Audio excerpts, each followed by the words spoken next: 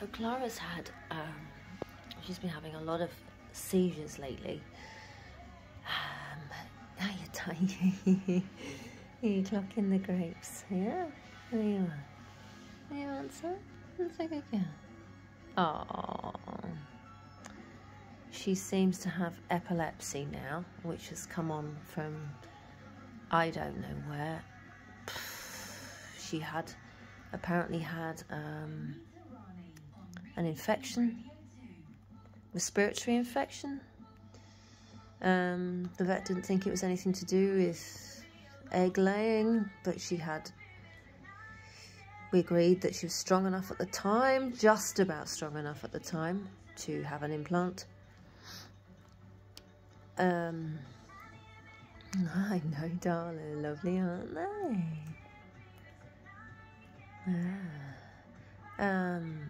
And from having this infection and then all these seizures, so she has 1 or 2 each night on average, but she snaps out of them. I mean, they are quite horrible to watch. And the first few times, obviously I thought she was dying. And of course she does look very tired and frail in the face, but she's so much better than she was. You love it, you do, you clever girl. Yeah, well done, sweetheart. She couldn't actually really see much at all. I mean, she can't stand up properly, she can't walk. She's stronger. She's certainly stronger a month down the line. But she was completely away with the fairies. She didn't understand my voice. She was frightened of everything. Absolutely terrified. You were, weren't you, darling? Didn't know where she was. She couldn't sit. She was just so desperately uncomfortable. I know, darling.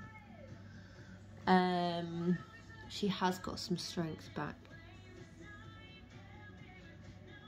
And she purrs a lot, and I know, talking about you. And of course she's always done, when she first had the implant 2 years ago,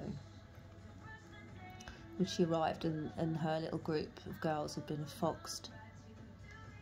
She had the implant and she was so ill for a couple of months. She was desperately ill. I mean, it was just the worst I'd ever seen.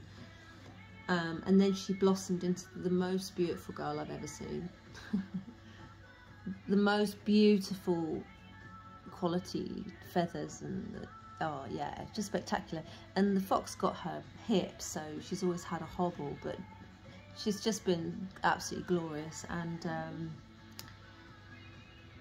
this, whatever this was, just wiped her out completely. I mean, I can't even believe she's still here. Yeah,